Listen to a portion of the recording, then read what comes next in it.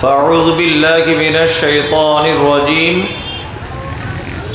إن الذين آمنوا وعملوا الصالحات أولئك هم خير البرية جزاؤهم عند ربهم جنات عدن تجري من تحتها الأنهار خالدين فيها أبدا رضي الله عنهم ورضوا عنه ذلك لمن خشي ربه وقال الله تعالى أعوذ بالله من الشيطان الرجيم وما تشاءون إلا أن يشاء الله প্রশংসা সেই মহান রবের যিনি আমাদেরকে কঠিন এক পরিস্থিতির ভিতর দিয়েও কিছু সময় দাঁড়িয়ে বসে বিভিন্ন রকমভাবে দিনের কথা শোনার মতো পরিস্থিতি তৈরি করে দিয়েছেন। সকলেই আলহামদুলিল্লাহ। তবে আকাশের যে আবহাওয়া বসা যাবে, আপনি একটু চেষ্টা করুন, বসা যাবে, বসা যাবে। একটু একটু শুকনো জায়গাগুলোতে বসুন, বসুন, একটু বসে যান, তাহলে হয়ে যাবে ইনশাল্লাহ। বৃষ্টি মোটামুটি বন্ধ, একটু বসে যান, একটু এদিকে ওদিকে করে বসুন, তাহলে আমরাও বসতে পারি। বসুন, একটু একটু বসুন। দাঁড়িয়ে থাকলে হবে না, একটু বসে যান। যদি পরিস্থিতি হয় তাহলে বসুন। হ্যাঁ, পরিস্থিতি হলে আপনারা বসে যান। হ্যাঁ, বসে শুনুন। আরে কিয়ামতের দিন হয়তো এইটা কি দেখানো হবে যে ভিজে ভিজে কোরআন শুনেছিলাম, এতটুকু তো বলতে পারবেন আল্লাহর দরবারে যে আমি কষ্ট হলেও কোরআন শুনতে পেরেছিলাম। বসে যান, একটু বসে যান। ওমা তাশাউনা ইল্লা আইয়াশা আল্লাহ। মানুষের চাওয়া চাওয়া নয়, আল্লাহ যেটা চায় সেটাই হয়। আরে তোমরা যুবক ছেলে, আরে অন্তত জীবনে গল্প তো করতে পারবে যে আমি বসে বসে ভিজে কোরআন শুনেছিলাম। বসে যাও, বসে বসে বসে আস্তে আস্তে বসে যাও, বসে যাও, বসে যাও। হ্যাঁ, বসে যাও, বসে যাও। জি,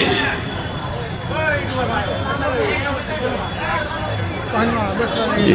প্রশংসা সেই মহান রবের যিনি আমাদেরকে এই পরিস্থিতির ভিতর দিয়েও কোরআন শোনার মতো পরিস্থিতি তৈরি করে দিয়েছেন। তাই সংক্ষিপ্ত আকারে সকলেই বলি আলহামদুলিল্লাহ।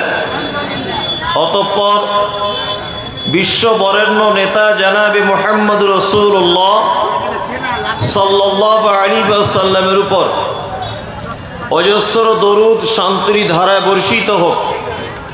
আল্লাহুম্মা আমিন, আল্লাহুম্মা সাল্লি আলাইহি। আমি এই পরিস্থিতির ভিতর দিয়ে অন্য কোনো কথা না বাড়িয়ে ছোট্ট একটি বিষয়ের উপরে আমি কিছুক্ষণ কথা বলার চেষ্টা করব। সেটি হচ্ছে যে পৃথিবীর সর্বশ্রেষ্ঠ মানুষকে, মানে পৃথিবীতে সবথেকে ভালো মানুষকে এবং সেই ভালো মানুষগুলির গুণ কি এবং তাদের প্রাইজ কি আছে, এই তিনটি কথা আপনাদের সামনে আমি বলবো ইনশাল্লাহ। ভালো মানুষ কারা, তাদের গুণ কি এবং ভালো মানুষ হলে তার প্রাইজ কি আছে। আপনারা জানেন যে সারা পৃথিবীতে মানুষ ভালো হওয়ার প্রতিযোগিতা করে, করে না? করে। আমাকে ভালো হতে হবে। দেখবেন বৌমা প্রতিযোগিতা করছে, আমি শ্বশুরের কাছে ভালো বৌমা হব। কোন শ্বশুর চেষ্টা করছে আমি বৌমার কাছে ভালো শ্বশুর হব। কোন জামাই চেষ্টা করছে আমি শাশুড়ির কাছে ভালো জামাই হব। কোন স্ত্রী চেষ্টা করছে আমি আমার স্বামীর কাছে উত্তম স্ত্রী হব। মানে সারা পৃথিবীর মানুষ চেষ্টা চালিয়ে যাচ্ছে আমাকে ভালো হতে হবে। আর ভালো হতে হবে কার কাছে? না পৃথিবীর আর একজন কোনো মানুষের কাছে আমাকে ভালো হতে হবে। কিন্তু একটা কথা জেনে রাখলে ভালো হবে যে পৃথিবীর মানুষের কাছে কোনো দিন ভালো হওয়া যায় না, খুব কঠিন। কারণ মানুষ মানুষকে ভালো বলে দুটি কারণে। মানুষ মানুষকে ভালো বলে দুটি কারণে। এক, তার অবস্থান, সে বর্তমানে কোন পরিস্থিতিতে আছে। একটা লোক আগে আইসক্রিম বিক্রি করত, লেখাপড়া জানে না, গন্ড মূর্খ, পচা মূর্খ, কিন্তু লোকটা লটারিতে 20 কোটি টাকা পেয়েছে। 20 কোটি নিয়ে এত টাকা পাওয়ার পরে মাদ্রাসায় দান করছে, মসজিদে দান করছে, ফকির মিসকিনদেরকে দিচ্ছে। মানুষ ওর নাম রেখেছে গরিবের বন্ধু বা এলাকার সব থেকে বড় দাতা। দেখবেন ওই লোকটাকে জলসার অনুষ্ঠানে প্রধান অতিথি, দ্বিতীয় অতিথি, মসজিদের সেক্রেটারি, মাদ্রাসার ক্যাশিয়ার, বিভিন্ন পদে লোকটাকে রাখা হয়। কিন্তু আজ থেকে 1 বছর আগে লোকটা আইসক্রিম বিক্রি করতো, নাম লিখতে জানে না। আচ্ছা বলুন তো এই লোকটার সম্মান বাড়লো কি করে? তার বর্তমান পরিস্থিতির দিকে লক্ষ্য রেখে তার সম্মানটা বেড়েছে, যে বর্তমানে সে কোন পজিশনে আছে। আর একটা কারণে মানুষ আপনাকে সম্মান দেয়, যদি আপনার অর্থ যদি বেশি থাকে, টাকা। আপনি কাল সকালে পরীক্ষা করবেন, আপনারা 4 ভাই, আপনার যে ভাইয়ের টাকা বেশি, আপনার মা দেখবেন তার বৌমা তার স্ত্রীকে বলে এটা আমার ভালো বৌমা।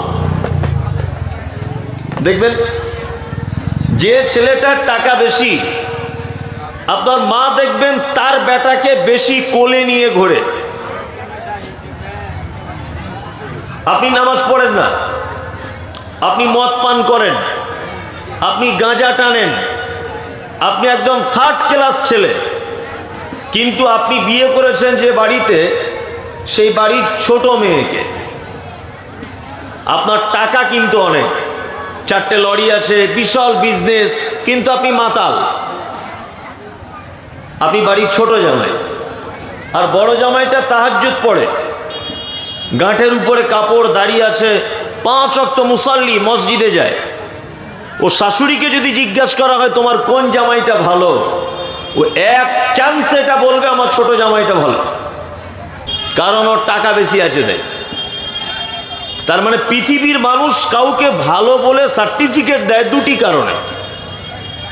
এক, টাকা অনেক থাকতে হবে। 2, পজিশনে ভালো হতে হবে, তবে আপনাকে মানুষ ভালো বলবে। কিন্তু আল্লাহ সুবহানাহু ওয়া তাআলা পবিত্র আল কোরআনের ভিতরে ভালো ডেফিনিশন দিয়েছেন। ভালো কে? সারা পৃথিবীর সবথেকে শ্রেষ্ঠ ব্যক্তিকে আল্লাহ সুবহানাহু ওয়া তাআলা বলছেন, ইন্নাল্লাযীনা আমানু ওয়া আমিলুস সালিহাত উলাইকা হুম খায়রুল বারিয়া। আল্লাহ সুবহানাহু ওয়া তাআলা বলছেন, যারা আল্লাহর প্রতি বিশ্বাস স্থাপন করে আর যারা সৎ কাজ করে, উলাইকা হুম খায়রুল বারিয়া, এরা হচ্ছে পৃথিবীর সর্বশ্রেষ্ঠ মানুষ।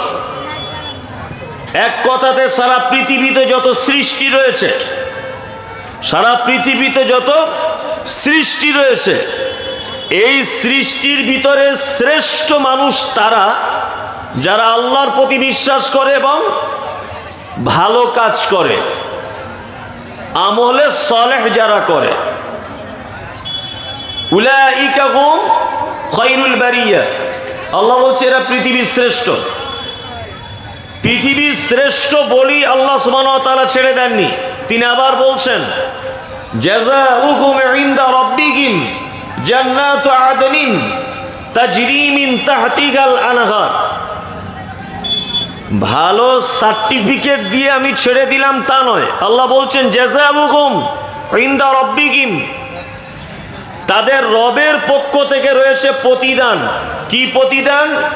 জান্নাতু আদনিন, চিরস্থায়ী জান্নাত, তাজরি মিন তাহতিহাল আনহার, তার পাদদেশে প্রবাহমান ঝর্ণা প্রবাহিত হবে।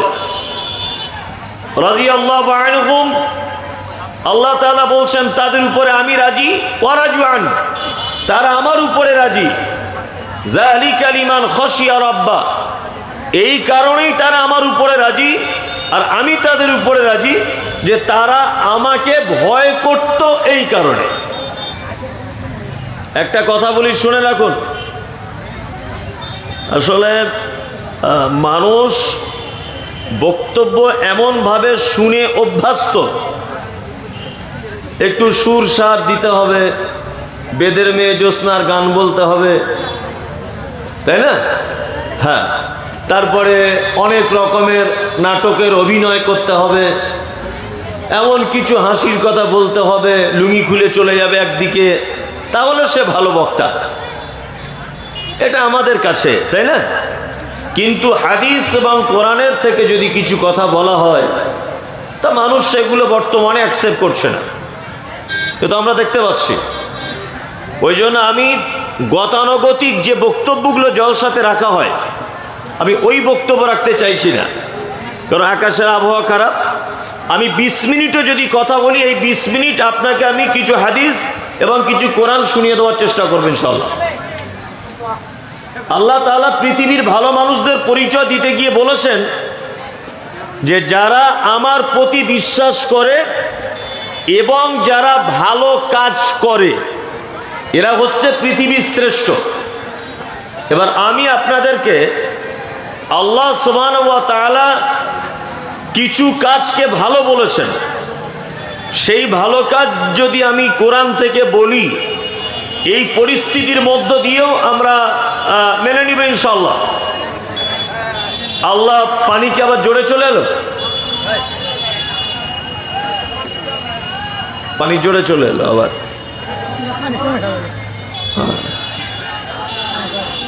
আল্লাহ সুবহানাহু ওয়া তাআলা বলছেন,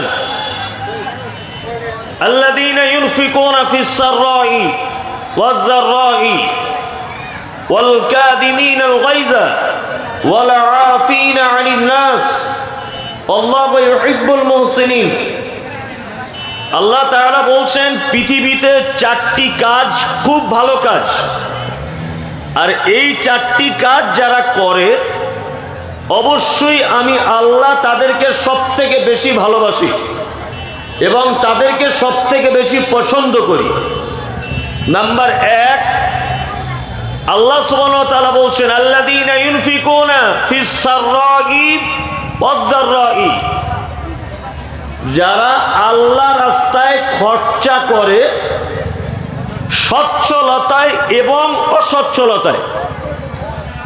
মানুষের ধনী অবস্থাতে আল্লাহ রাস্তায় খরচা করে, আর গরিবও যদি হয়ে যায় তবু আল্লাহ রাস্তায় খরচা করে। ওয়াল কাযিমিনাল গায়যা, আর যে লোক রাগ হয়ে গেলে রাগকে কন্ট্রোল করে। ওয়াল আফিনা আনিন নাস, আর কোন মানুষ যদি তার কাছে ভুল করে তাহলে তাকে ক্ষমা করে দেয়। আল্লাহু ইউহিব্বুল মুহসিনিন, আল্লাহ সুবহানাহু ওয়া তাআলা বলছেন অবশ্যই আমি এদেরকে সবথেকে বেশি পছন্দ করি। কটা লোককে পছন্দ করেন? 4টে গুণ যার ভিতরে আছে। আমি একটা গুণের 10 মিনিট করে ব্যাখ্যা বিশ্লেষণ করি। বক্তব্য এতক্ষণ যা কিছু শুনেছেন, এটা আপনার কাছে অনুরোধ থাকলো, এই ভিজতে ভিজতে, এই বৃষ্টি অবস্থাতে আপনি আমার কথাগুলো শুনুন, দেখবেন আপনার অনেক উপকার হবে ইনশাআল্লাহ। আল্লাহ পৃথিবীর সর্বশ্রেষ্ঠ মানুষের তালিকা দিতে গিয়ে সর্বপ্রথম যে কথাটা উল্লেখ করলেন সেটি হচ্ছে কি, যারা সচ্ছলতায় অসচ্ছলতায় আল্লাহ রাস্তায় দান করে। তাহলে দান করাই কি পৃথিবীর সব থেকে ভালো কাজ? এবার আপনাদেরকে একটা জিনিস বোঝাই, খুব মন দিয়ে বোঝার চেষ্টা করে। কিছু কিছু পাপ আছে যে পাপের জরিমানা আল্লাহ দুনিয়াতে করেছে, মরার পরে তো যা করবে করবে, দুনিয়াতে কিছু পাপের জরিমানা আছে দুনিয়াতে। যেমন আপনাদেরকে জিজ্ঞাসা করি, কারো জানা থাকলে বলবেন, সকালবেলাতে আপনার স্ত্রীর সঙ্গে আপনার ঝামেলা হয়েছে, খুব ঝামেলা। তা আপনার স্ত্রীকে রাগের মাথাতে আপনি বলে দিয়েছেন, নাসিমা আল্লাহর কসম করে বলছি তোর মায়ের বাড়িতে যাব না, এটা বলে দিয়েছেন আপনি। রাতের বেলা ফের এক জায়গাতে ছিলেন, একটু প্রেম ভালোবাসা জমেছে, আবার সকালবেলা উঠে বলছেন কালকে আল্লাহর কসম বলেছিলাম তোর মায়ের বাড়ি যাব না। তা ঠিক আছে, কসম টসম সব বাদ দিয়ে দে, মোটর সাইকেলটা বার কর, চল তোর মায়ের বাড়ি চলে যাই। আচ্ছা, তার আগের দিন দুপুর বেলাতে আপনি আল্লাহর কসম দিয়েছিলেন, আর রাতে এক কাছে থাকার পরে সকালবেলা কসমটা রক্ষা করতে পারছেন না। আচ্ছা বলুন তো, এই কসমের যে রক্ষা করতে পারলেন না, এর কোনো জরিমানা আছে না নেই? আছে। কসম রক্ষা করতে না পারলে তার জরিমানা আছে না নেই? আছে। কি জরিমানা? কারো জানা আছে কি জরিমানা? আমরা অনেক সময় কথায় কথায় বলি না, আল্লাহর কসম তোর টাকাটা দিয়ে দিব, আল্লাহর কসম করে বলছি আমি এটা বলিনি, আল্লাহর কসম বলছি এটা আমি খাইনি, আল্লাহর কসম বলছি তোকে এটা বলবো, আল্লাহর কসম অমুক তমুক হাবি যাবি। এই কসমটা আমরা করি কি করি না? করি। কিন্তু এটা যে কত বড় পাপ, আর এর জরিমানাটা যে কত বড়। আল্লাহর নবী সাল্লাল্লাহু আলাইহি ওয়াসাল্লাম তিনি বলছেন, কেউ যদি কসম করে কসম রক্ষা যদি করতে না পারে, তাহলে 10 জন মিসকিনকে খেতে দিতে হবে জরিমানা। কতজন? 10 জন। 10 জন মিসকিনকে যদি কেউ খেতে দিতে না পারে, তাহলে দ্বিতীয় জরিমানা হচ্ছে 3টা রোজা রাখতে হবে। কটা? 3টা। তবে কসমের জরিমানা আদায় হবে, তার আগে নয়। আমরা তো কসম করেই যাই, অনেক সময়তে আমরা এরকমও বলি, মায়ের কসম, আমার নানির কসম, বেটার কসম, চোখে হাত দিয়ে বলছি, আমার মাথায় হাত দিয়ে বলছি, মসজিদে দাঁড়িয়ে বলছি, মাটিতে দাঁড়িয়ে বলছি। এ কসমগুলো আমরা করি কি করি না? সব শিরক। একটাও কোনো কসম চলবে না। কসম যদি একান্ত পর্যায়ে করতেই যদি হয়, কার নামে করতে হবে? আল্লাহ। তাহলে কসমের কাফারা জরিমানা দুটো জিনিস দিয়ে দেখালাম। কটা জিনিস? দুটা। 10 জন মিসকিন খাওয়াতে হবে, যদি না পারো তাহলে তোমাকে 3টা রোজা রাখতে হবে, তবে কসমের কাফারা আদায় হবে। দান কত গুরুত্বপূর্ণ এটা আপনাকে বোঝাচ্ছি। নাম্বার 2, অনেক মানুষ হজ করতে যায় না? হজে যাবেন এরকম কারো নিয়ত যদি থাকে, তাহলে এই ব্যাপারটা ভালো করে জেনে যান। হজে গিয়ে কাবা তাওয়াফ করার পরে মাকামে মাহমুদকে সামনে রেখে, এই মাকামে ইব্রাহিমকে সামনে রেখে 2 রাকাত নামাজ পড়তে হয়। ওখান থেকে বার হয়ে জমজমের পানি পান করতে হয়। ওখান থেকে যেতে হয় সাফা মারওয়া সাই করতে। তারপরে কুরবানির একটা বিধান আছে। তারপরে পাকড় মারতে হয় শয়তানকে, এটা একটা বিধান আছে। মাথা নেড়া হতে হয়, এটা একটা বিধান আছে। মিকাত থেকে এহরাম লাগাতে হয়, এটা একটা বিধান আছে। আপনি যদি হজের কোনো একটা পদ্ধতি আপনি যদি ছেড়ে দেন, তাহলে আপনার জরিমানা আছে। কি জরিমানা? জরিমানা হচ্ছে আপনাকে মক্কায় থাকা অবস্থাতে কিছু সাদাকা করতে হবে, দান করতে হবে। মমতাজুল সাহেব, মক্কা মদিনাতে তো ফকির খুঁজে পাওয়া যায় না, তাহলে কি করব? তাহলে মক্কায় থাকা অবস্থাতে 3টা রোজা রাখতে হবে, আর বাড়িতে আসার পরে রোজা রাখতে হবে 7টা। জরিমানা কটা রোজা হলো তাহলে? 10টা। মক্কায় থাকা অবস্থায় 3টা, বাড়িতে এসে 7টা, জরিমানা রোজা হলো 10টা। তাহলে এই ভুলের জরিমানা দান করতে হবে, আর না হলে নফল 10টা রোজা রাখতে হবে। আর একটা ভুলের কথা বলি, ও নতুন ছেলে তো বুঝে না, বিয়ে করে বসেছে, অল্প বয়স বিয়ে করেছে, বিয়ে করে রাতের বেলা ওর স্ত্রীর কাছে আছে, তা ওর স্ত্রী হাত দুটো ধরে বলছে, কারিমা তোমার হাতটা অনেকটা আমার মায়ের মতো দেখতে। এখন বলে দিয়েছে, চ্যাংড়া ছেলে বুঝে না তো, ও এখন হাসতে হাসতে বলে দিয়েছে ওর স্ত্রীকে, তোমার মুখটা অনেকটা আমার মায়ের মতো দেখতে, এটাও বলে দিয়েছে। আচ্ছা বলুন তো, কোনো ছেলে যদি তার স্ত্রীর কোনো অঙ্গ প্রত্যঙ্গ তার মায়ের সাথে যদি তুলনা করে দেয়, তাহলে এটা পাপ কি পাপ নয়? পাপ। শুধু পাপ নয়, এটা যে কত বড় পাপ, এই পাপ যদি কোনো পাল্লাতে তোলা হয় দড়ি ছিঁড়ে পড়ে যাবে। এত বড় পাপ, এত বড় অপরাধ।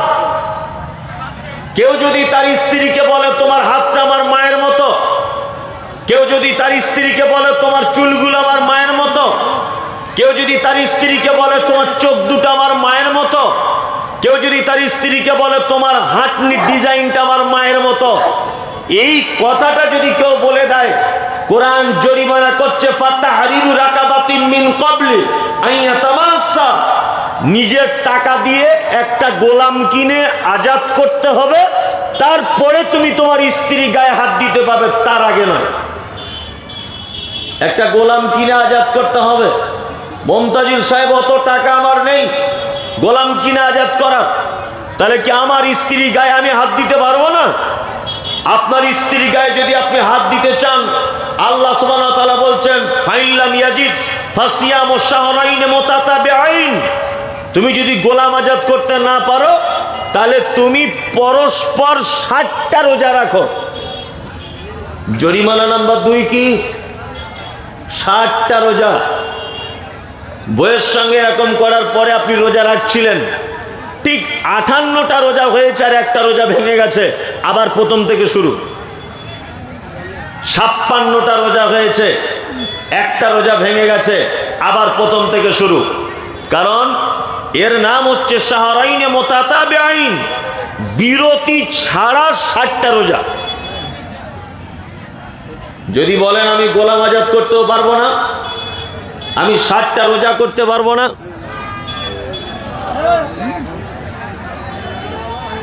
চেষ্টা কর বাবা রে।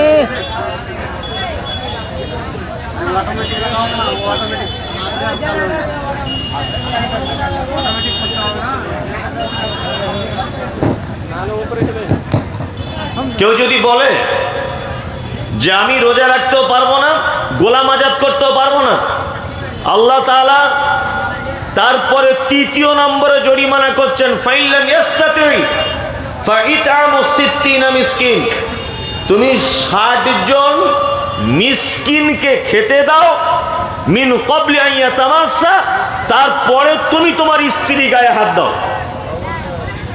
তাহলে কেউ যদি তার স্ত্রীর অঙ্গ প্রত্যঙ্গ মায়ের সাথে যদি তুলনা করে, তার জরিমানা কি? গোলাম আজাদ করতে হবে, না হলে 60টা রোজা রাখতে হবে, আর না হলে মিসকিনকে খেতে দিতে হবে। এবার আপনাকে আমি যে কথা বলছিলাম, আচ্ছা বলুন তো, 3টে ভুল আপনাকে দেখিয়েছি, 3টে অপরাধ, এই 3টে অপরাধের জরিমানা আল্লাহ কি দিয়ে করেছেন? আল্লাহর নবী কি দিয়ে করেছেন? 2টি জিনিস দিয়ে করেছেন। এক হচ্ছে সাদাকা, আর এক হচ্ছে সিয়াম, নফল সিয়াম। তার মানে পৃথিবীতে একটা মানুষ যত পাপ করুক না কেন, যত অন্যায় করুক না কেন, তার অন্যায়গুলিকে যদি সে ক্ষমা করতে চায়, তাহলে 2টি জিনিসের মাধ্যমে ক্ষমা করা যায়। 1 নফল সিয়াম বা নফল রোজা, আর 2 নফল দান বা সাদাকা। দান কত গুরুত্ব এটা আমি আপনাকে বোঝাচ্ছি। আপনাদের এখানে পাড়া গ্রামে যখন লোক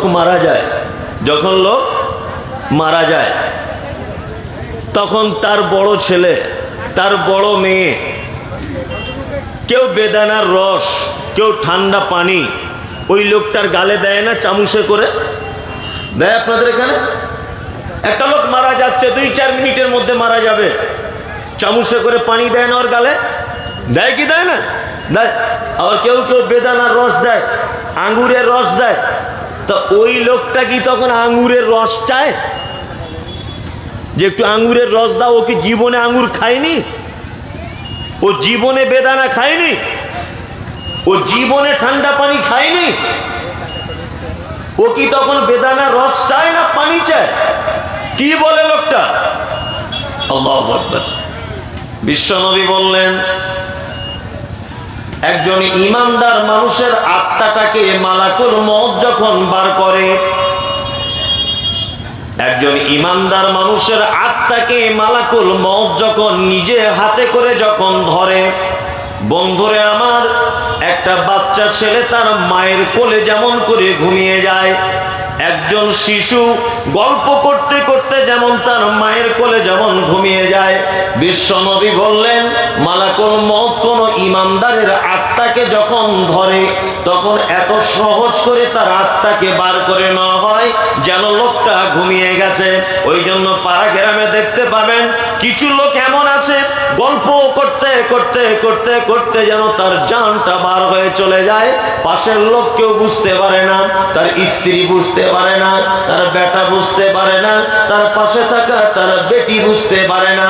কিন্তু বিশ্বনবী বললেন একজন খারাপ লোকের আত্মাকে যখন মালাকুল মউত যখন ধরে, এত কঠিন করে ধরে যে তার শিরা উপশিরা সমস্ত কিছু যেন মালাকুল মউতের হাতে যেন ছিঁড়ে চলে আসে। আর ওই লোকটা বারবার তখন একটা কথা বলে, ফায়াকুলা রব্বি লাউলা আখরতানি ইলা আজালিন করিব ফাআসাদদাকা ওয়া আকুম মিনাস সালিহিন। বারবার একটা কথা বলে। কোন খারাপ লোক যখন হয়, মালাকুল মউত তার আত্মাটাকে যখন ধরে, ওই লোকটা বারবার একটা কথা বলে। কি বলে? ফায়াকুলা রব্বি লাউলা খরতানি ইলা আজালিন করিব ফাআসাদদাকা ওয়া আকুম মিনাস সালিহিন। আল্লাহ, তুমি আমাকে একটু টাইম দাও, একটুখানি তুমি আমাকে টাইম দাও আল্লাহ। আমি দুনিয়াতে আবার যাই, যাওয়ার পরে আমি কিছু দান করে আসি, আমি কিছু সাদাকা করে আসি, আমি কিছু মাদ্রাসা মসজিদকে দিয়ে আসি, তারপরে আল্লাহ তোমার কাছে আসব। কিভাবে আসব? তোমার কাছে আসবো আমি উত্তম বান্দা হয়ে আসব। তার মানে একটা লোক জীবনের শেষ যে কথা, সেই কথায় কি বলে? আল্লাহ আমাকে একটু সুযোগ দাও, আমি কিছু কি করব? দান করব, সাদাকা করব। এই দেখুন, এবার আপনাকে একটা চমৎকার কথা বলি। ইসলামের ভিতরে আমরা যারা চলি, আমাদের আদর্শ হিসাবে কে আছেন, কে ছিলেন? মুহাম্মদ সাল্লাল্লাহু আলাইহি ওয়াসাল্লাম। লাকাদ কানা লাকুম ফি রাসূলিল্লাহি উসওয়াতুন হাসানা। আমাদের জীবনে চলার পথ, বলার পথ, কথা বলা, থাকা খাওয়া, আমাদের কাপড় পরা, রান্না করা, চলা, নামাজ পড়া, রোজা করা, যা কিছু আমরা করি, কাকে লক্ষ্য রেখে করি? মুহাম্মদ সাল্লাল্লাহু আলাইহি ওয়াসাল্লাম। সারা পৃথিবীর সর্বশ্রেষ্ঠ মানুষ তিনি কে? মুহাম্মদ সাল্লাল্লাহু আলাইহি ওয়াসাল্লাম। আর আমরা মুহাম্মদ সাল্লাল্লাহু আলাইহি ওয়াসাল্লামের উম্মত হতে পেরে পৃথিবীর শ্রেষ্ঠ জাতি বলে নিজেদেরকে মনে করি। আমরা মনে করি কি করি না? করি। আজকে আমাদের যত শত্রু আপনারা দেখছেন সারা ভারতবর্ষ জুড়ে, মুসলিমদের শত্রু আছে না নেই? আছে, শত্রুতে ভর্তি। আপনাদের কারো বাড়িতে টিভি আছে? টিভি দেখেন? আর দেখবেন তো টিভি অসুবিধা কিছু নেই, টিভিতে তো ভালো জিনিসও আছে। আপনি গান বাজনা দেখবেন কেন? অনেক ভালো জিনিসও আছে, তাই না? অনেক জ্ঞান আছে। তা আপনাদের যাদের বাড়িতে টিভি আছে, টিভিতে দেখবেন একটা চ্যানেল আছে ডিসকভারি। দেখেন ডিসকভারি চ্যানেলে ওখানে কি গান হয়? হয় না। কি হয়? ওখানে দেখবেন বাঘ, ভল্লুক, সিংহ, সাপ, হাতি, ঘোড়া এইসব দেখানো হয়। দেখানো হয় না? দেখানো হয়। আচ্ছা বলুন তো, যারা টিভি দেখেন বা মোবাইলে দেখেন, বাঘ, টাইগার, টাইগার কোন প্রাণীর মাংস খেতে বেশি পছন্দ করে? দেখেছেন আপনারা? বাঘ কোন প্রাণীর মাংস খেতে বেশি পছন্দ করে? কে? হরিণ। হরিণ। জঙ্গলে দেখবেন অনেক প্রাণী আছে, গরু আছে, ছাগল আছে, উট আছে, ভেড়া আছে, আবার মহিষ আছে। বাঘ দেখবেন কাউকে খাবার টার্গেট করে না, কিন্তু হরিণ পেলে ছুটে চলে যায় খেতে। সারা ভারতবর্ষে হিন্দু, মুসলিম, আদিবাসী, হাঁড়ি, চুয়ার, চামার, বাগদি, ঝুতোর, মেতর, কত কাস্টের লোক আছে।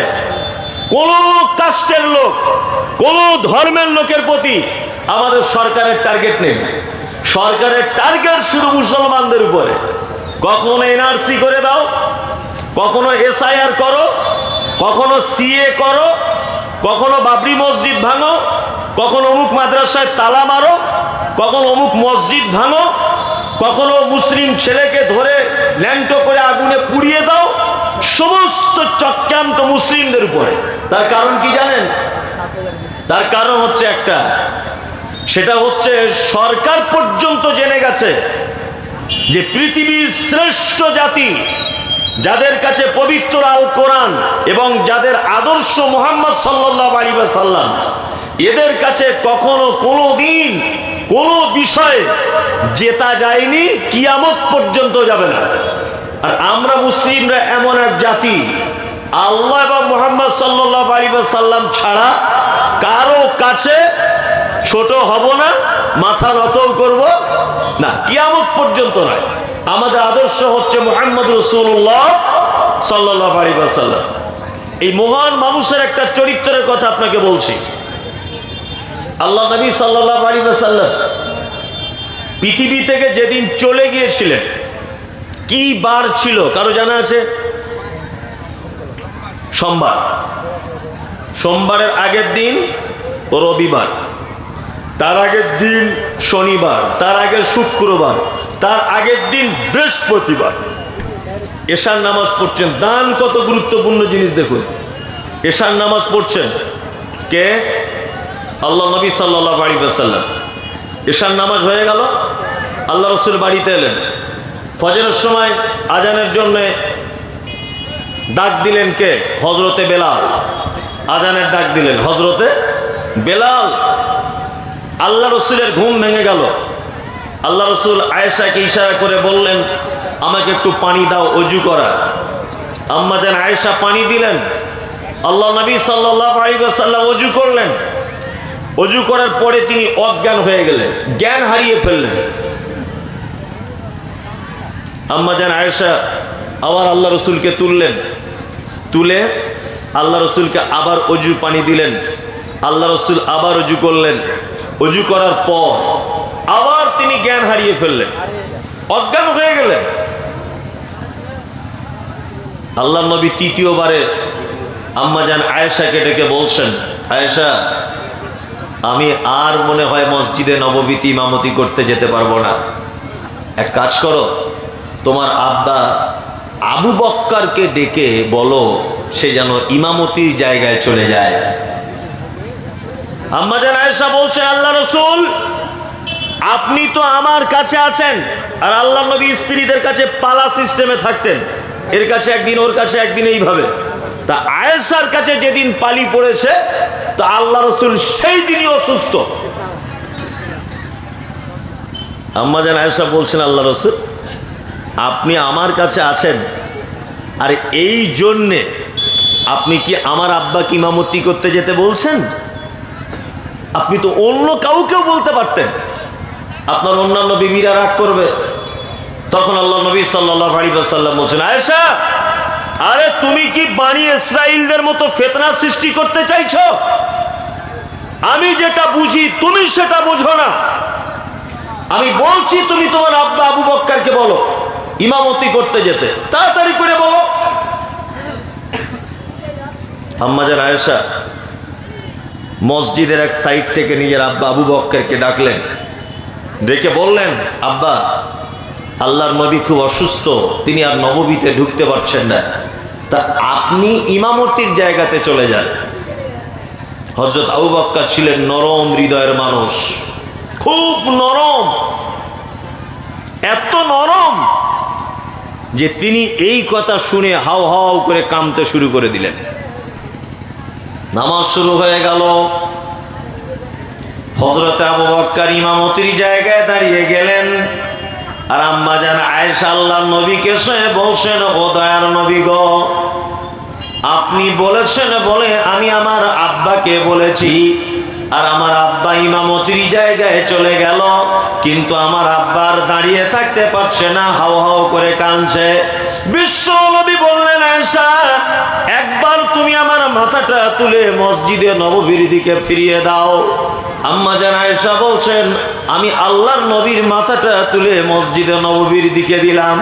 বিশ্ব নবী এত জোরে কাঁদলেন, আল্লাহর নবীকে জিজ্ঞাসা করে বললাম, ও দয়ার নবী গো, আপনি কেন কাঁদছেন, সত্যি করে বলেন। বিশ্ব নবী বলছেন, আয়েশা রে, উহুদের ময়দানে আমাকে দাঁত ভেঙে দেওয়া হয়েছে, তায়েফের ময়দানে গোটা শরীরে আমার রক্ত জমিয়ে দেওয়া হয়েছে, কোথায় না কোথায় মার খেয়েছি, নামাজ পড়তে গিয়েছি উটের ভুঁড়ি চাপিয়ে দেওয়া হয়েছে। আয়েশা রে, আজকে আমার আনন্দের চোখে পানি চলে এলো যে আমার অনুপস্থিতিতেও আমার সাহাবীরা ইমামতি করতে যাবে। বিশ্ব নবী এই কথা বলার পরে আম্মাজান আয়েশা বলছেন, আল্লাহর নবী, আপনি কি একটু সুস্থতা বোধ করছেন কিনা বলুন।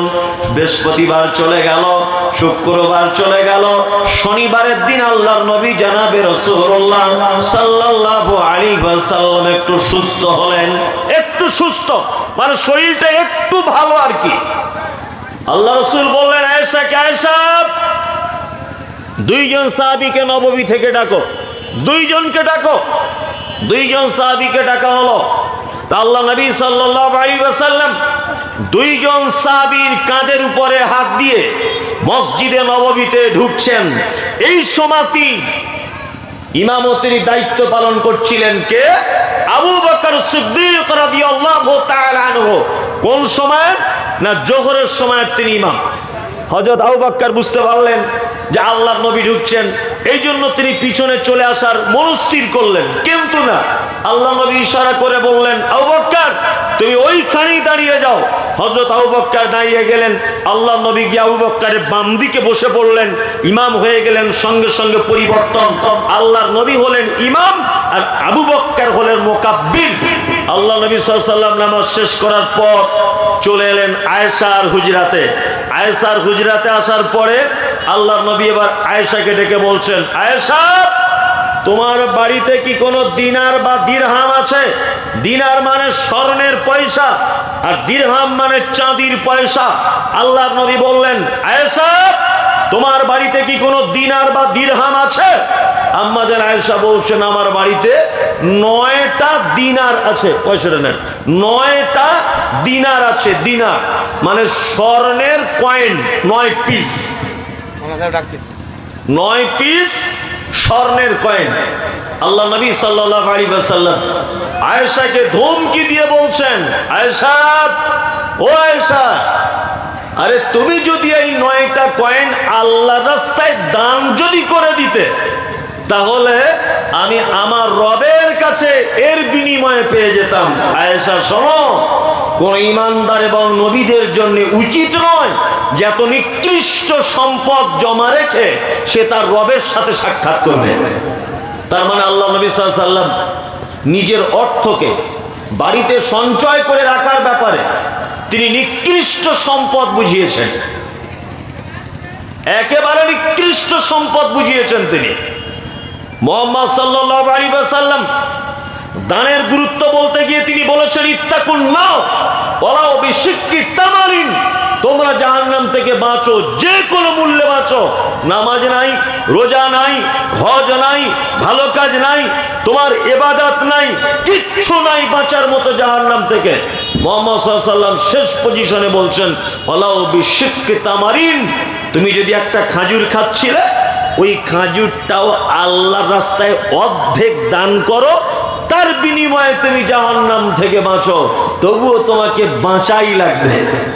তার মানে বুঝতে পারা গেল পৃথিবীতে একটি মাত্র ইবাদত, একটি মাত্র ভালো কাজ, যে ভালো কাজ করলে সহজে জাহান্নাম থেকে বাঁচা যায়, তার নাম কি? সাদাকা বা দান।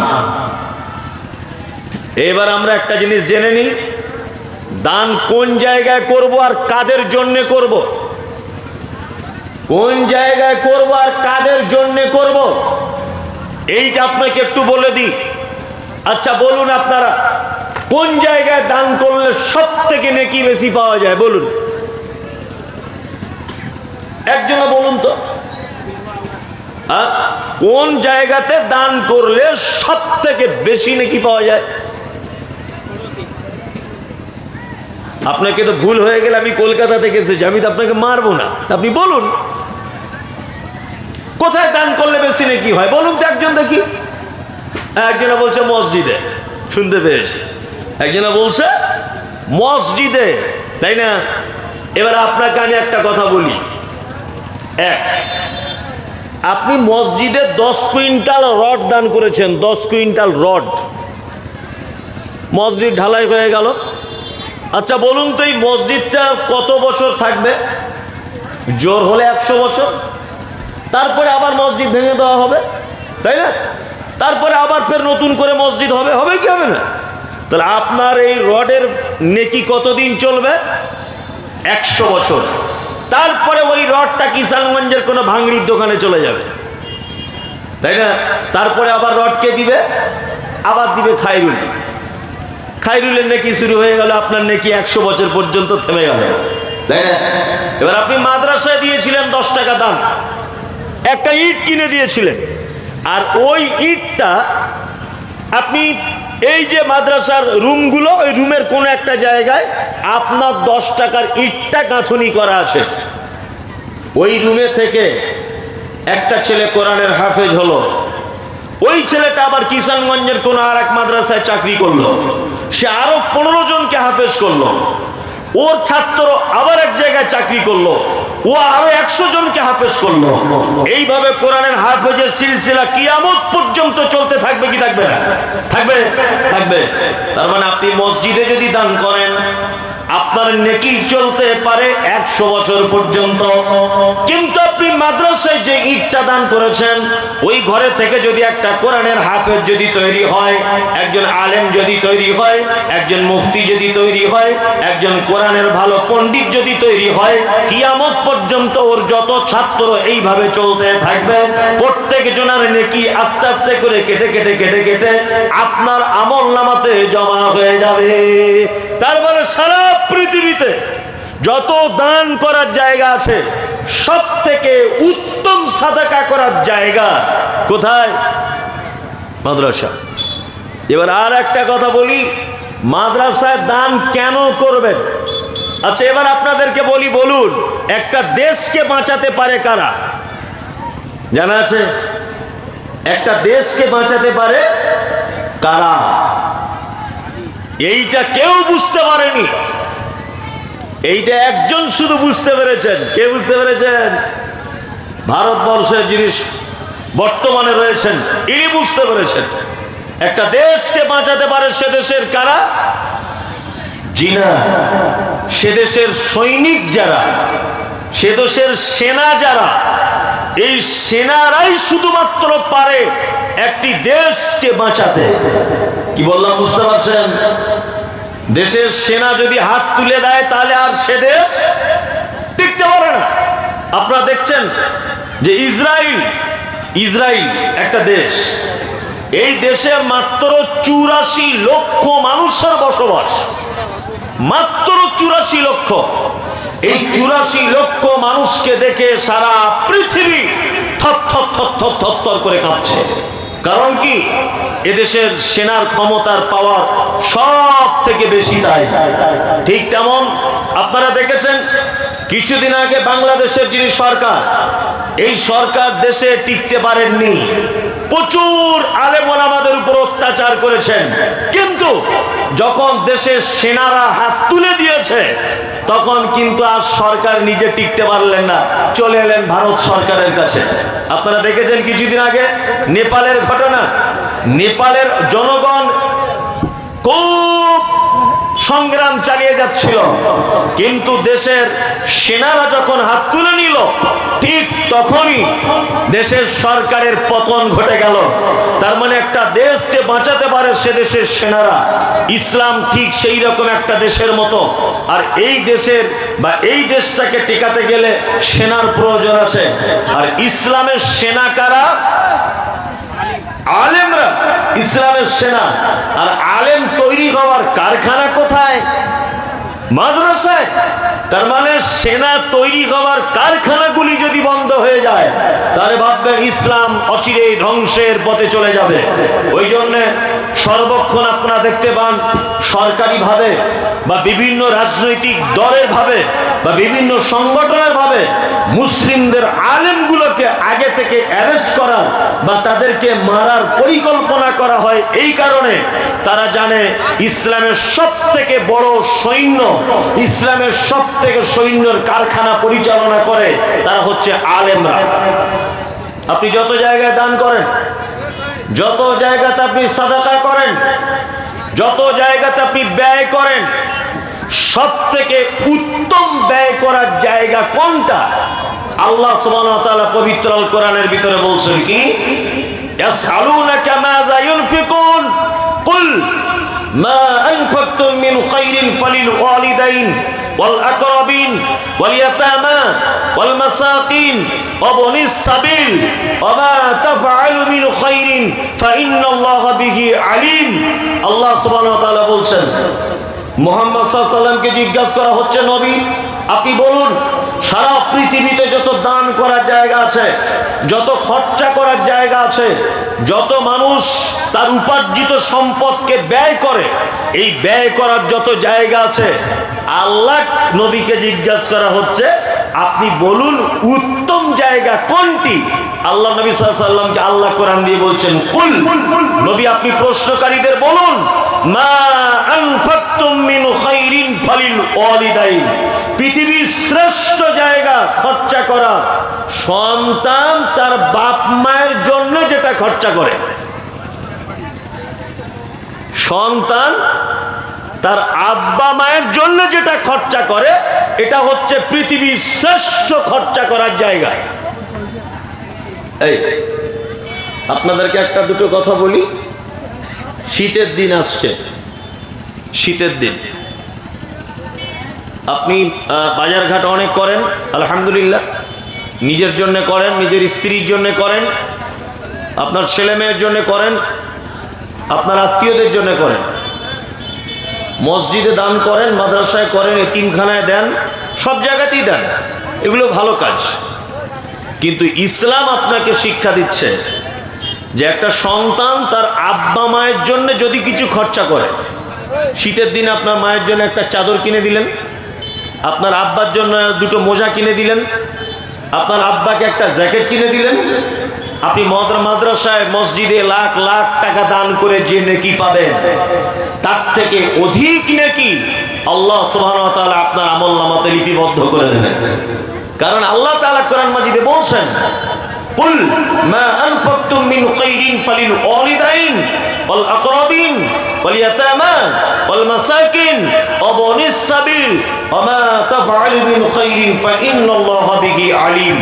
মুহাম্মদ সাল্লাল্লাহু আলাইহি ওয়াসাল্লামকে দিয়ে আল্লাহ সুবহানাহু ওয়া তাআলা প্রশ্নের উত্তর দিচ্ছেন, পৃথিবীর মানুষ তোমরা যারা রয়েছো তোমরা বেশি বেশি করে তোমার পিতা মাতার জন্য খরচা করো। আমাদের সমাজে একটা ধারণা আছে, আমাদের সমাজে একটা ধারণা আছে, কি ধারণা? যে মৌলভী সাহেব আব্বা মা তো বেঁচে আছে, তো তাদের জন্য কি দান করব? তার মানে আমাদের ধারণা যে বাপ মা মরে গেলে তাদের জন্য দান করতে হয়, আর ভালো অবস্থায় করতে নাই। খ্যাপা কোথায় গেলে? আরে তুমি জীবিত অবস্থায় যদি তোমার আব্বা মায়ের জন্য কিছু দাও, আর তোমার আব্বা মা যদি ওটা দেখতে পেয়ে যায়, যে আমার ছেলে আশরাফুল ইনকাম করতে শিখেছে, আমার জন্যে কিছু দিয়েছে, তাহলে আমার মনে হয় আপনার আব্বা যদি এই আওয়াজটা শোনে, এই আওয়াজটা যদি আপনার আব্বা যদি শোনে, তাহলে রাতে তার আনন্দ, তার ঘুম হবে না। ইস, আমার ছেলে মানুষ করলাম, আমার ছেলে আমার জন্য সাদকা করলো।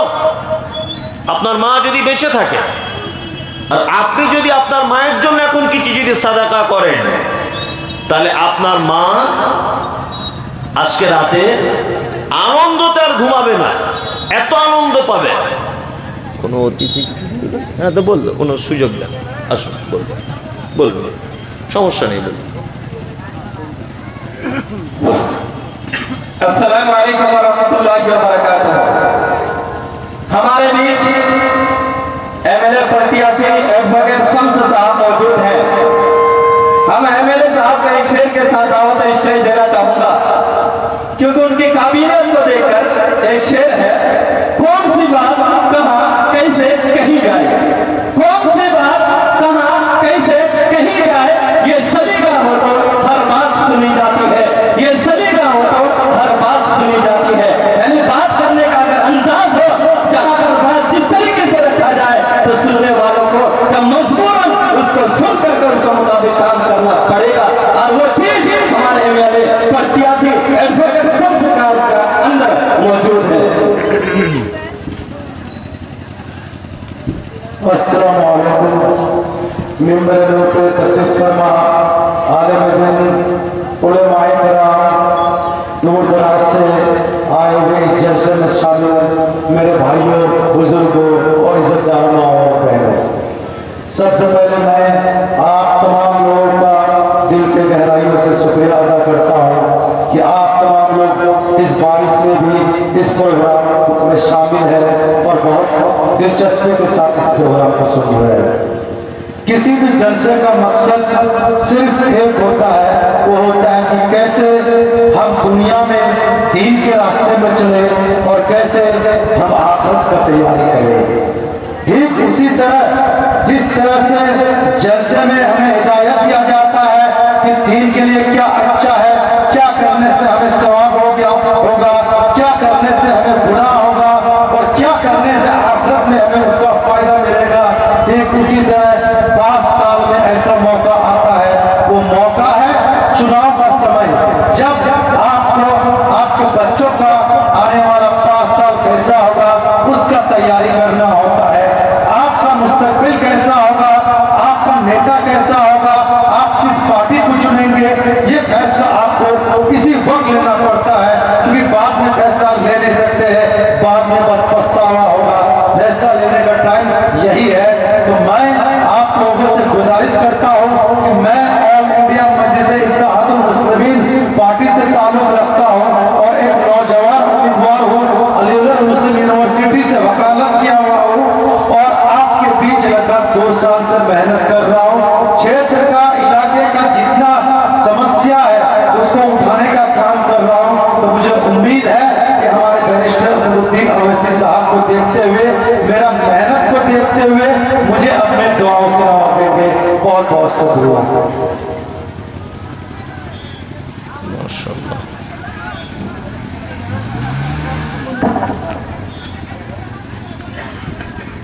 যে কথা বলছিলাম সেটা হচ্ছে এই ভালো কাজ। আল্লাহ সুবহানাহু ওয়া তাআলা দান করা, খরচা করার ক্ষেত্র বলতে গিয়ে বলেছেন যে পৃথিবীর সবথেকে উত্তম জায়গা, উত্তম ক্ষেত্র সেটি হচ্ছে সন্তান তার আব্বা এবং মায়ের জন্য যেটা খরচা করে। ওই জন্যে আমরা একটা ধারণা রাখি যে মমতাজুর সাহেব, আমার তো আব্বা বেঁচে আছে, আমার মা বেঁচে আছে, তাহলে কি আমরা তাদের জন্য সাদকা করব? অবশ্যই। আরে মারা গেলে ও নেকি পাবে, ও তো আর জানতে পারছে না যে আমার বড় বেটা করেছে, ও তো আর জানতে পারছে না যে আমার ছোট বেটা করেছে। কিন্তু আপনি বেঁচে থাকা অবস্থায় যদি তার জন্য করেন, তাহলে ও খুব খুশি হয়ে যাবে। মুহাম্মদ সাল্লাল্লাহু আলাইহি ওয়াসাল্লামের চরিত্র বিজ্ঞান থেকে পৃথিবীর শ্রেষ্ঠ মানুষের পরিচয় দিচ্ছি। সেটা হচ্ছে এই আল্লাহ নবী সাল্লাল্লাহু আলাইহি ওয়াসাল্লাম তিনি বলেছেন, খায়রুকুম মান তাআল্লামাল কুরআন ওয়া আল্লামাহু। পৃথিবীর মধ্যে শ্রেষ্ঠ মানুষ ওই লোক যে নিজে কোরআন শেখে আর অপরকে শেখায়। পৃথিবীর শ্রেষ্ঠ মানুষ ওই। কোরআন পড়ানো হয় কোথায়? মাদ্রাসায়। পড়ানো হয় কোথায়? মক্তবে। পড়ানো হয় কোথায়? মসজিদে। এই জন্য আমাদেরকে আর্থিকভাবে, শারীরিকভাবে, পরামর্শভাবে, যে কোনোভাবে হোক কোরআন শিক্ষার ব্যবস্থাকে টিকিয়ে রাখার দরকার আছে না নেই? একটা দেশ যেমন সেনার অভাবে মারা যায়, একটা রাষ্ট্র যেমন সেনার অভাবে পতন ঘটে, একটা বৃহত্তম দেশ যেমন একটি সেনার অভাবে ধ্বংস হয়ে যেতে পারে, ঠিক তেমন ইসলামের অবস্থা তেমন। আলেম ওলামার তৈরি হবার কারখানা যদি না থাকে, তাহলে ভাববেন অদূর ভবিষ্যতে আর ইসলামকে খুঁজে পাওয়া যাবে না। মুহাম্মদ সাল্লাল্লাহু আলাইহি ওয়াসাল্লাম নারী এবং পুরুষদের ক্ষেত্রে আরো কিছু ভালো কথা বলে দিচ্ছেন। আমি একটা করে হাদিস আপনাদেরকে বলছি খুব সংক্ষিপ্ত সময়ে। আমি জানি আপনারা ভিজে গেছেন, ভিজে অবস্থায় বসে আছেন, তারপরেও শুধু কোরআনের ভালোবাসাতে বসে আছেন, হাদিসের ভালোবাসাতে বসে আছেন। আমি আল্লাহ নবী সাল্লাল্লাহু আলাইহি ওয়াসাল্লামের আর একটা হাদিস আপনাদেরকে বলছি। এক, আল্লাহ নবী সাল্লাল্লাহু আলাইহি ওয়াসাল্লাম তিনি বলছেন, একজন মুসলিম আর একজন মুসলিমের সঙ্গে দেখা হলে অবশ্যই একটা কাজ করবে। কি করবে? আসসালামু আলাইকুম ওয়া রাহমাতুল্লাহ। এই কথাটা তোমরা বলবে। হাক্কুল মুসলিমি আলাল মুসলিমি খামসুন রাদ্দুস সালাম। আল্লাহ নবী বলছেন, একজন মুসলিম আর একজন মুসলিমের সঙ্গে দেখা হলে কি বলবে? আসসালামু আলাইকুম। এটা আবার আস্তে আস্তে উঠে যাচ্ছে। এখন গুড মর্নিং এসেছে কোথা থেকে? তো ইংলিশ মিডিয়ামে পড়া ছাত্র তো good morning, good evening, good afternoon, মানে সারাদিন গুড গুড গুড গুড করেই যাচ্ছে। মানে এত ইংলিশে পটু। হ্যাঁ, এখন ইংলিশ মিডিয়াম স্কুল হচ্ছে চারিদিকে। আপনার বাচ্চাকে আপনি পড়ান, দামি স্কুলে পড়ান। আপনার ছেলে অ্যাডভোকেট হোক, ইঞ্জিনিয়ার হোক, আপনার ছেলে ব্যারিস্টার হোক, আপনার ছেলে আরো কিছু হোক, কোনো সমস্যা নেই। কিন্তু আপনার ছেলেকে অন্তত পক্ষে এটা বলে দেবেন যে আপনার ছেলে যেন ইসলামিক কালচারের ভিতরে যেন থাকতে পারে, এটা একটু বলে দেবেন। মুহাম্মদ সাল্লাল্লাহু আলাইহি ওয়াসাল্লাম তিনি বলছেন, কোন মুসলিম আর একজন মুসলিমের সঙ্গে দেখা হলে কি বলবে? আসসালামু আলাইকুম। এই কি খবর? তোরা দুজনে গল্প করছিল না? আস্তে। সালাম দিলে উপকার কি? আল্লাহ নবী সাল্লাল্লাহু আলাইহি ওয়াসাল্লাম তিনি বলছেন, কেউ ব্যক্তি যদি বলে আসসালামু আলাইকুম, তাহলে তার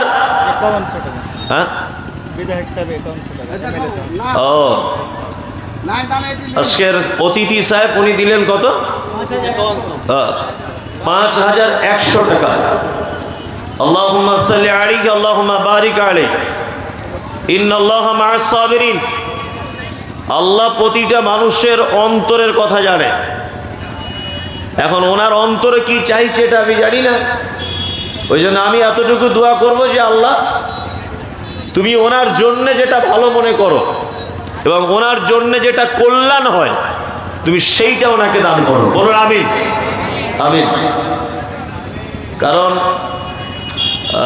আমি যা বুঝলাম তাতে করে তিনি আসাদুদ্দিন ওয়াইসি, তাই তো? আচ্ছা আচ্ছা, ইত্তেহাদুল মুসলিমিন, মানে আমার খুব প্রিয় লোক আর কি ওয়াইসি সাহেব। যাই হোক, মানে সারা ভারতবর্ষের পার্লামেন্টে মুসলিমদের হয়ে একজনাই কিছু বলেন, তিনি হচ্ছেন ওয়াইসি সাহেব, বাঘের বাচ্চা। সত্যি এই সমস্ত মানুষদের পিছনে দাঁড়ানো আমাদের ফরজ হয়ে গেছে। আমার এখানে বিহারে বাড়ি নয়, আমি রাজনীতি করতে আসিনি। কিন্তু আমি যা বুঝেছি এইরকম মানুষের পিছনে দাঁড়ানো ফরজ হয়ে গেছে আমাদের। আজকে দেখুন, যখন ওয়াকাফ বিলের ব্যাপারে পার্লামেন্টে ওয়াইসি সাহেব কাঁদছেন, অবাক করা ব্যাপার। মানে জাতির উপরে কত টান, নিজের কওমের উপরে কত টান ওনার, সত্যি ওনার তুলনা হয় না। যাই হোক, আমি রাজনৈতিক লোক নয়, ও ব্যাপারে বলছি না। আল্লাহ নবী সাল্লাল্লাহু আলাইহি ওয়াসাল্লাম তিনি বলছেন, হাক্কুল মুসলিম আলাল মুসলিমি খামসুন রাদ্দুস সালাম। এক মুসলমান আর এক মুসলমানের সঙ্গে দেখা হলে বলবে ভালো কাজ, আসসালামু আলাইকুম।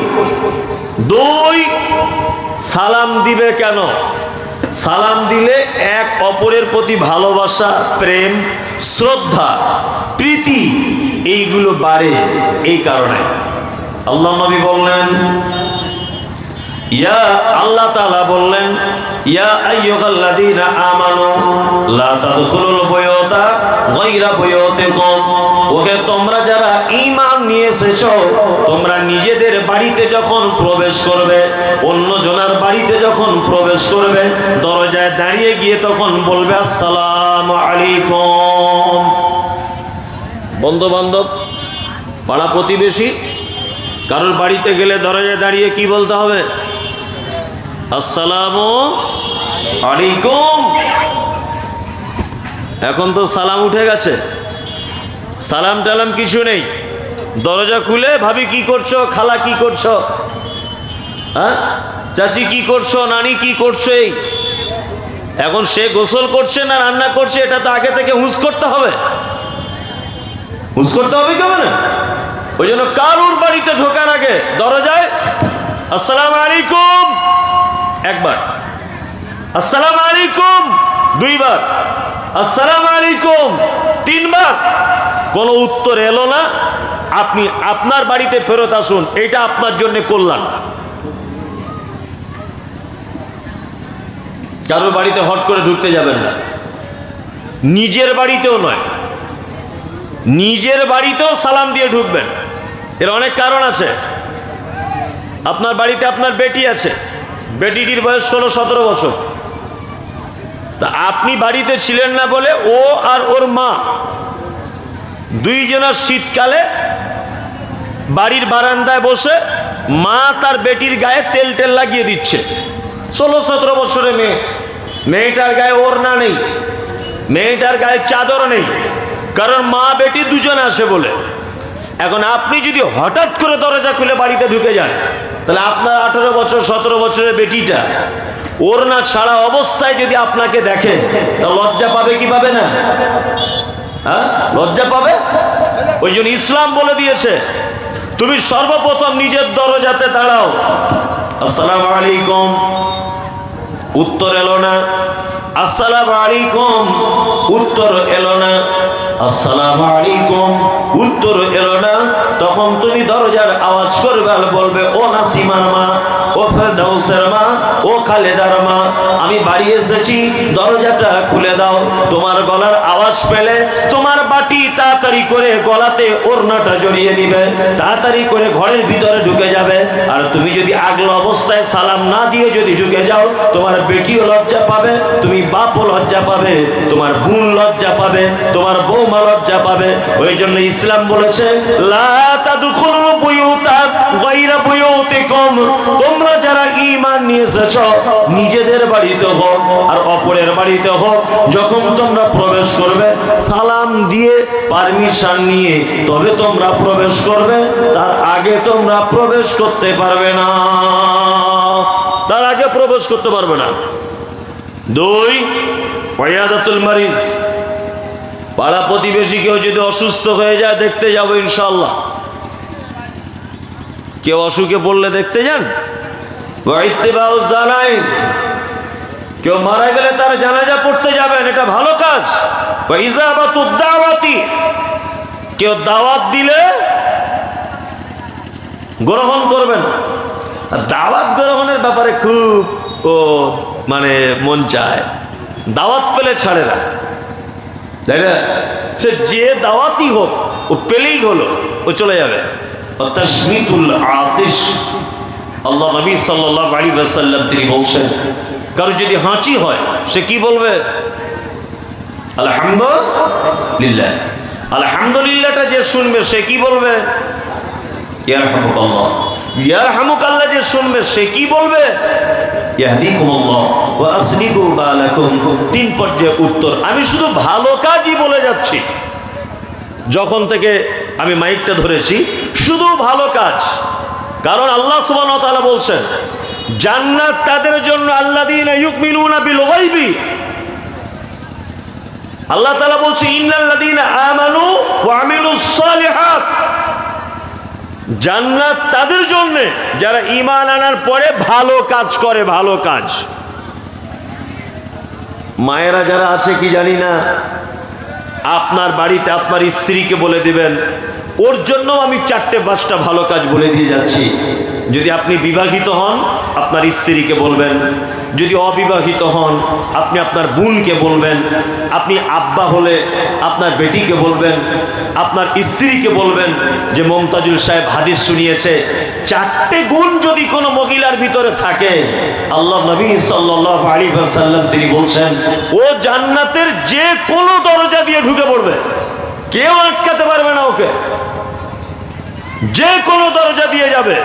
এক, আল মারআতু ইয়াসাল্লাত খামসাহা। মুহাম্মদ সাল্লাল্লাহু আলাইহি ওয়াসাল্লাম বলেন একজন নারী যদি 5 ওয়াক্ত যদি সালাত যদি আদায় করে, 2 ওয়াসামাত শাহরাহা, 1 মাস যদি সিয়াম যদি পালন করে, 3 ওয়া আতাআত বালাহা, স্বামীর যদি সেবা যত্ন করে, ওয়া হাসানাত ফারজাহা, আর যদি সে তার লজ্জাস্থানের যদি হেফাজত করে নেয়। মুহাম্মদ সাল্লাল্লাহু আলাইহি ওয়াসাল্লাম বলেন ফাতাদখুল মিন আইয়াবিল জান্নাতি সাত। তাহলে জান্নাতের 8টা দরজার যে কোনো দরজা দিয়ে ও প্রবেশ করতে পারবে। শুধু ভালো কাজ। আল্লাহ নবী সাল্লাল্লাহু আলাইহি ওয়াসাল্লাম তিনি বলছেন একজন নারী 4টে কাজ করবে। এক নম্বরে 5 ওয়াক্ত সালাত আদায় করবে। 2 1 মাস সিয়াম পালন করবে। 3 স্বামীর সেবা যত্ন করবে। ও আহসানাত ফারজাহা, সে তার লজ্জাস্থানের হেফাজত করবে। ফাতাদখুল মিন আইয়াবিল জান্নাতি সাত।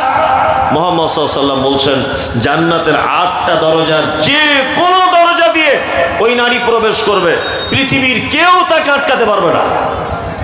4টে ভালো কাজ বলে দিলাম। আবার আপনাকে আর একটা ভালো কাজের হাদিস আপনাকে শোনাই।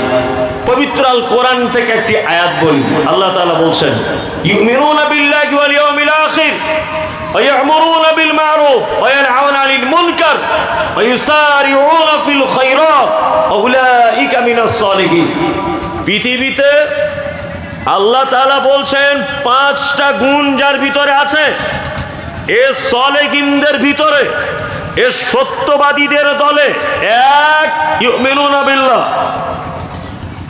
আল্লাহর প্রতি যারা বিশ্বাস করে, ওয়াল ইয়াউমিল আখির, কিয়ামতের প্রতি যারা বিশ্বাস করে, ওয়া ইয়া'মুরুনা বিল মা'রুফ, যারা ভালো কাজের আদেশ করে, ওয়া ইয়ানহাউনা আনিল মুনকার, মন্দ কাজে যারা নিষেধ করে, ওয়া ইউসারিউনা ফিল খায়রাত, যারা ভালো কাজের জন্য দৌড়ঝাঁপ করে, উলাইকা মিনাস সালিহিন, আল্লাহ বলছে এরাই সত্যবাদীদের অন্তর্ভুক্ত। আমরা সারা জীবন জেনেছি যে শুধু মনে হয় মানুষের সাথেই ভালো কাজ করলে আল্লাহ নেকি দেয়, এটা আমরা ভেবেছি। মানুষের উপকার করলেই মনে হয় আল্লাহ শুধু নেকি দেয়, আর মনে হয় কারোর সঙ্গে ভালো কাজ করলে আল্লাহ নেকি দেয় না। আপনারা জানেন যে একজন ব্যভিচারিণী নারী, ব্যভিচারিণী, দেহ ব্যবসা করত, নিজের রূপ যৌবনকে বাজারে বিক্রি করত, এরকম একটা নারী রাস্তা দিয়ে হেঁটে হেঁটে হেঁটে হেঁটে যাচ্ছে। যেতে যেতে দেখলো একটা তৃষ্ণার্ত কুকুর পিপাসায় কাতর হয়ে আছে।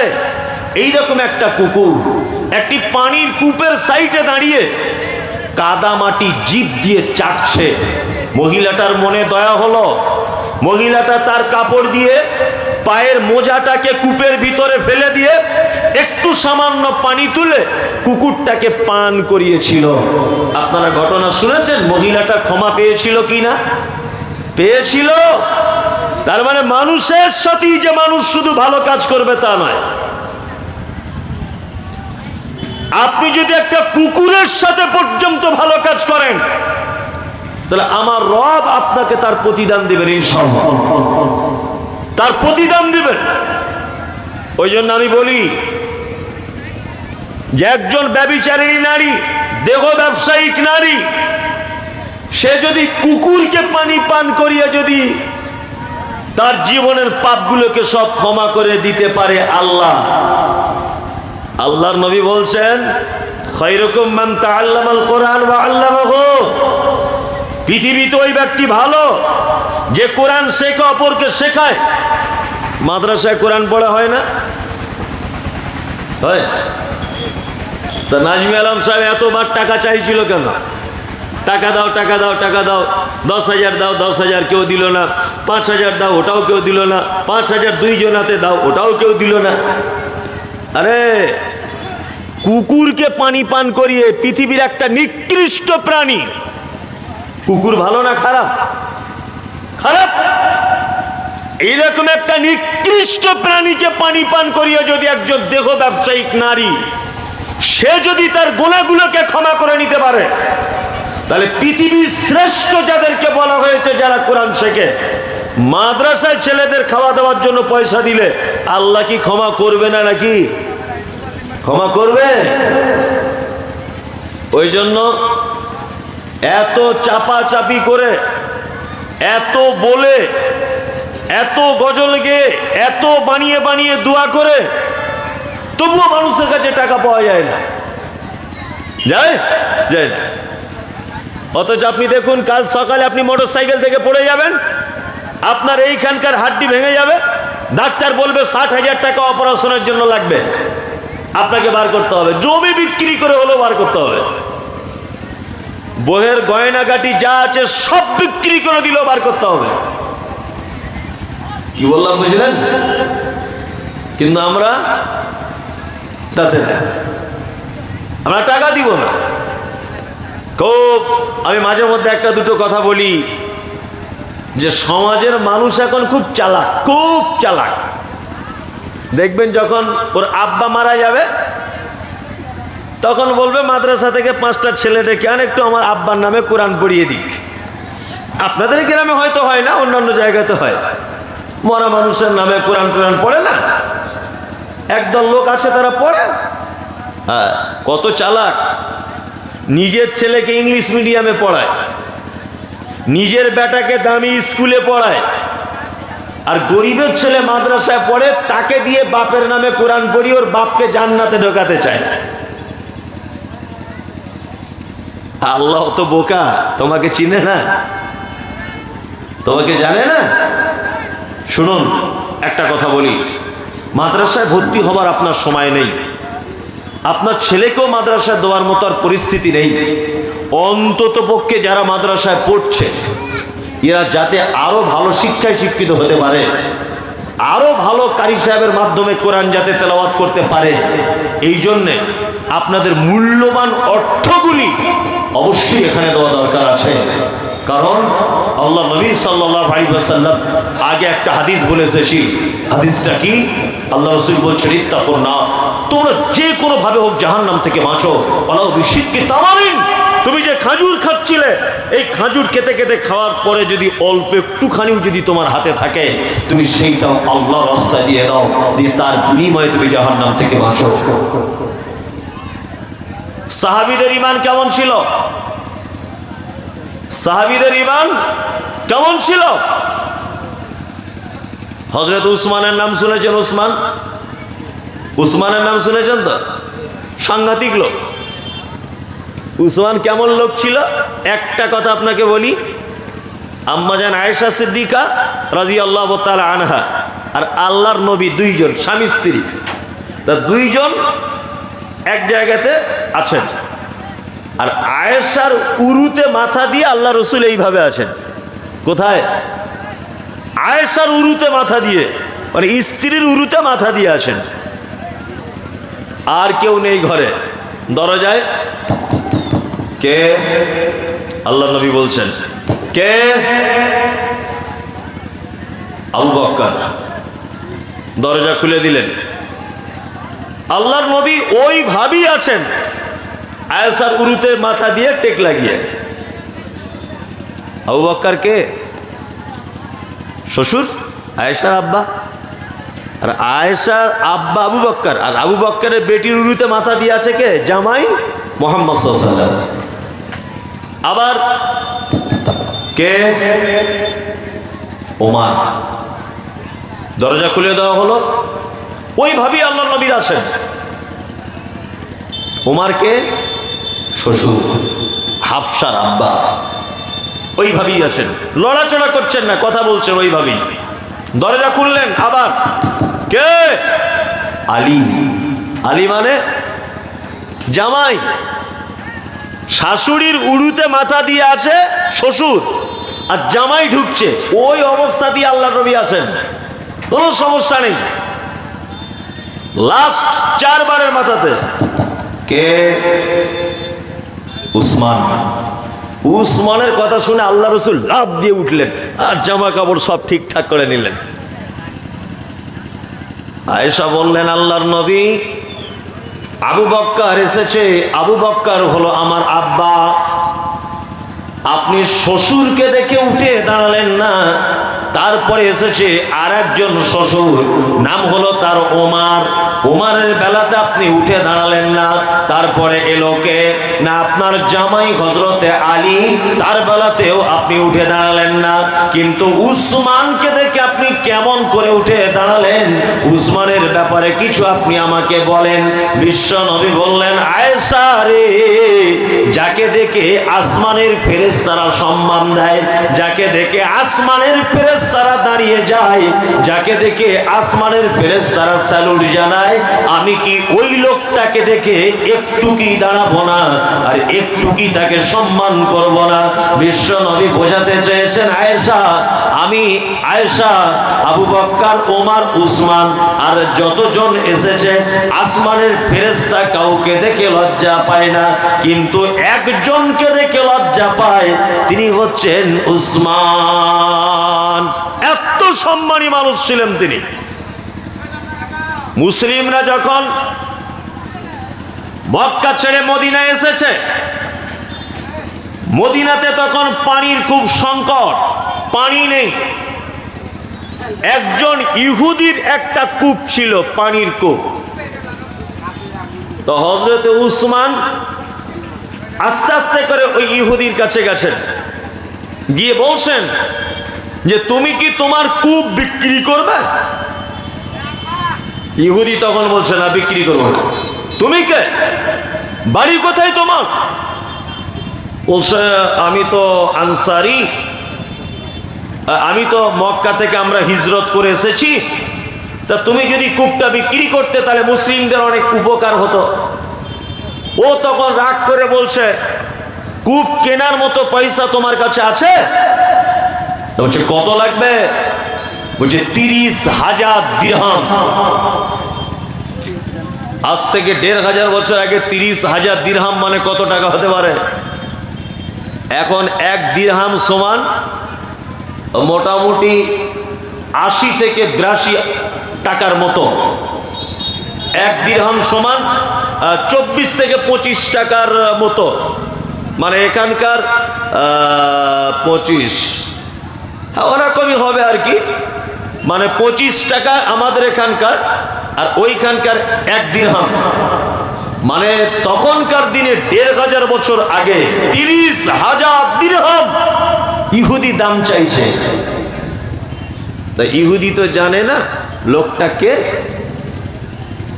তিনি ছিলেন হযরত উসমান। হযরত উসমান পকেট থেকে টাকা বার করে বলছে, এই নাও তোমার টাকা, কূপটা আজকে থেকে আমরা নিয়ে নিলাম। আল্লাহ নবী সাল্লাল্লাহু আলাইহি ওয়াসাল্লামের কাছে হযরত উসমান এলেন, এসে বলছেন, আল্লাহ রাসূল, 30,000 দিরহাম দিয়ে আমি কূপ ক্রয় করেছি, আর এই কূপ থেকে কিয়ামত পর্যন্ত যত মুসলিম মুসলিমাত, যত ইমানদার ইমানদারিনী, গৃহপালিত পশু সমস্ত কিছুই কূপের পানি বহন করবে, কূপের পানি দিয়ে কাজ মিটাবে। আমি তার কোনো বিনিময় চাই না, আমি সবটা আল্লাহর রাস্তায় অক্ষ করে দিলাম। এই ছিল সাহাবীদের ইমাম। আর আমাদের মানে মৌলভী সাহেবদের জুতার ফিতা ছিঁড়ে যাবে তবুও 10 টাকা দিবে না। আমি তো দেখি রমজান মাসে কালেকশন করতে যাই, যখন রমজান মাসে কলকাতাতে বড় বড় আলেমরা জাকাত আদায় করতে যায় মাদ্রাসার জন্যে। আমার গ্রামেও যায়, এখান থেকে দেখেছি, সব বিভিন্ন জায়গা থেকে যায়। জাকাত যে দিবে তার উচিত পাওনাদারের কাছে জাকাত পৌঁছে দেওয়া, কিন্তু আমরা সিস্টেম এমন করেছি যে যারা জাকাত নিবে মাদ্রাসাওয়ালারা, তাদের কাছে গিয়ে গিয়ে গিয়ে গিয়ে জুতার ফিতা ছিঁড়ে গেল। আবার এমনও অনেক মানুষ আছে, মাদ্রাসায় কালেকশন হচ্ছে, বলছে আমার নামে 5000 লিখে দাও। এই টাকা 3 বছর ধরে কমিটি আদায় করতে পারছে না, জুতার ফিতে ছিঁড়ে যাচ্ছে। এরকম লোক অবশ্য আপনাদের বিহারে নেই, আছে? দেখুন কি অবস্থা। ইজা ওয়াদা আখলাফা, প্রতিশ্রুতি দিলে ভঙ্গ করতে পারবেন না। তাহলে আপনার নাম কোথায় চলে যাবে? মুনাফিকদের তালিকায়। মুনাফিকদের তালিকায় আপনার নাম চলে যাবে। ওই জন্য পৃথিবীতে যত ভালো কাজ রয়েছে, আল্লাহ নবী আল্লাহ সুবহানাহু ওয়া তাআলা সর্বপ্রথম যে ভালো কাজের কথা উল্লেখ করেছেন সেটি হচ্ছে মানুষ সচ্ছলতায় অসচ্ছলতায় আল্লাহর রাস্তায় যেতে সাদকা করে। আর সাদকা এমন একটি ইবাদত, পৃথিবীর সবথেকে সহজ ও সরল ইবাদত। আচ্ছা বলুন তো, আপনি যদি সকাল 10টায় মনে করেন জোহরের নামাজ পড়বো, চলবে? অক্ত হতে হবে, হতে হবে না? হতে হবে। যদি মনে করেন বিনা অজুতে করব, চলবে? চলবে না। তাহলে অক্ত হতে হবে, অজু করতে হবে, তাই না? ঠিক তেমন পৃথিবীর প্রতিটা ইবাদতের পদ্ধতি আছে, কিন্তু সাদাকা বা দানের, নফল সাদাকা নফল দানের কোনো পদ্ধতি নাই। আপনাদের কাছে অনুরোধ, এটা মাদ্রাসার জলসা, সকলেই আপনারা জানেন। আমি বুঝতে পারছি বক্তব্য রাখার মতো পরিবেশ নেই, তারপরেও যাই 2-4 কথা বললাম, 2-4টে কথা। আপনাদের কাছে শেষ অনুরোধ যে আপনারা মাদ্রাসার জন্য কিছু দিয়ে যান, একেবারে খালি হাতে কেউ যাবেন না।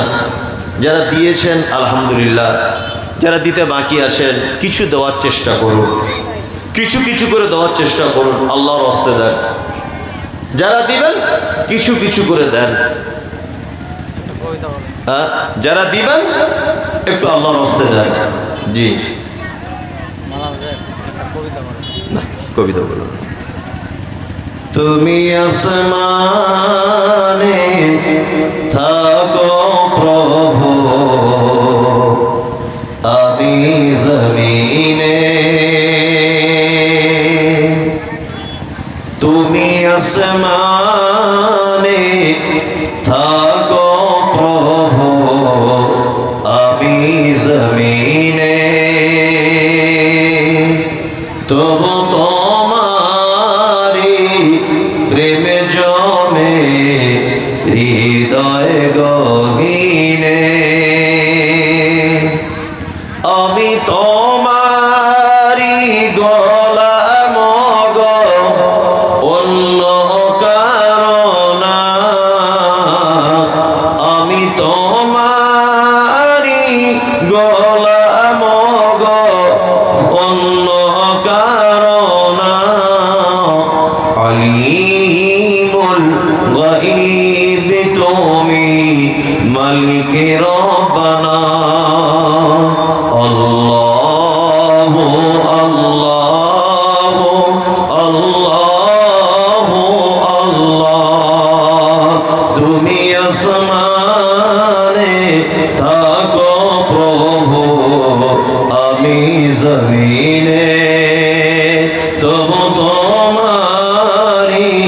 প্রেম জমে হৃদয় গহীনে। আমি তোমারি গোলাম গো, অন্য কারণ আলিমুল গায়ব তুমি মালিক রব্বানা। তোমারি রহমত ছাড়া বাঁচা বড় দায়, কঠিন দিনে কঠিন ক্ষণে বাঁচিয়ে রাখো গো আমায়।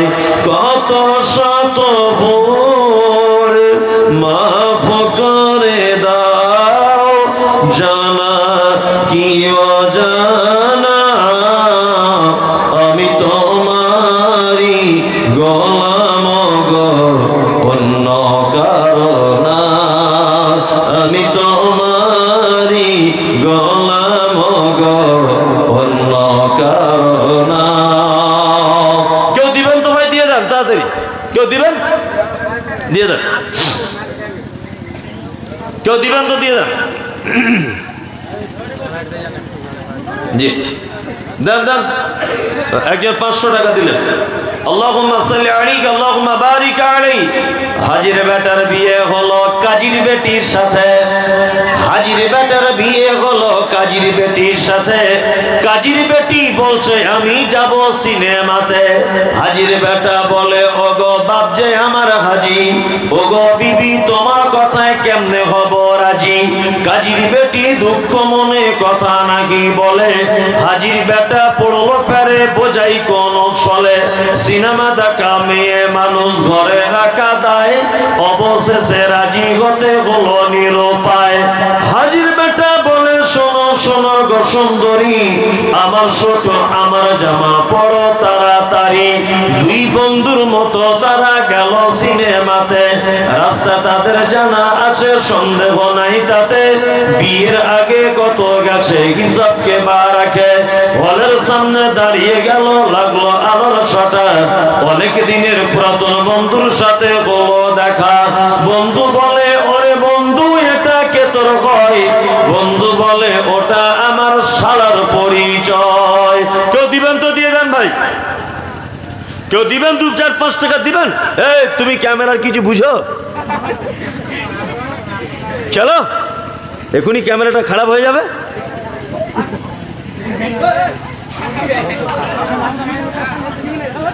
ক্যামেরাটা খারাপ হয়ে যাবে রে বাবু। ছেড়ে দিই। হ্যাঁ মজলিস ভাঙা দোয়া বলুন। সুবহানাক আল্লাহুম্মা ওয়া বিহামদিকা আশহাদু আল্লা ইলাহা ইল্লা আনতা